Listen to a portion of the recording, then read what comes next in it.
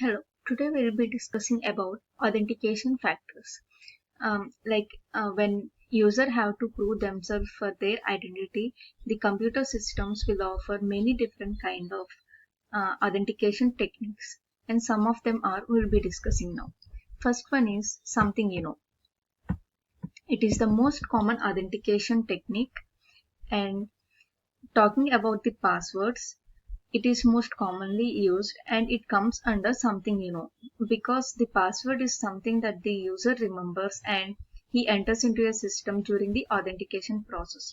Similarly, personal identification numbers, also known as pins, and we might be asked to set some security questions in case we forgot any password.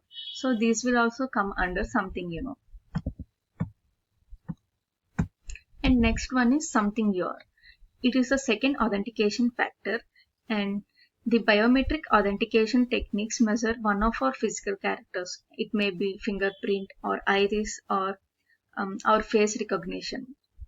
So in this example, we can see iris scanner. It is mostly present outside the facility, and we will authenticate into a smartphone using a fingerprint. Similarly, there will be facial recognitions for some of the smartphones. And the next one is something you have. It is a third authentication factor, and it requires the user to have some physical possession of a device, such as it might be a smartphone running a software token application, or it might be a hardware authentication token key fob. So these devices will generally create a one-time passwords, that is OTP, and that are displayed in the user and allow them to prove that they have access to a physical device. Similarly, there are smart cards that can serve as something you have factor, requiring that the user should insert a card with a digital chip into a specialized reader. Badge readers will also come under something you have. Now, coming to multi-factor authentication. See, for example, when used alone, suppose అప్పుడు something you are something you have something you నోలో ఏవో ఒకటే use చేసుకుని ఉంటే there will be risk. For example,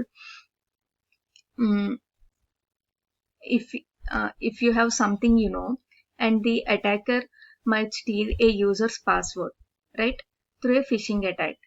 Once they have that password, they can use the password to assume the user's identity kada. So in the same way, smart card ఉంది. ఇప్పుడు smart card ఎక్కడ physical device కాబట్టి అది పోయే అవకాశం అయితే ఉంది. So ఏదో ఒక దాని మీద నమ్ముకుంటే will be compromised. So for that only we introduced multi-factor authentication. So in this, we'll combine any two. For example, take the two techniques just discussed, passwords and smart cards. When used alone, each of them is subjected to some attackers. So I mean, like, they may know our password or they may steal our smart card. However, if authentication system requires both password, that is something you know, and smart card, that is something you have, it brings added security, right? If the hacker steals the smart card, he still needs to enter the password, or else if he know the password, he still need to enter the smart card. So if both are only there, then only he can get access to that.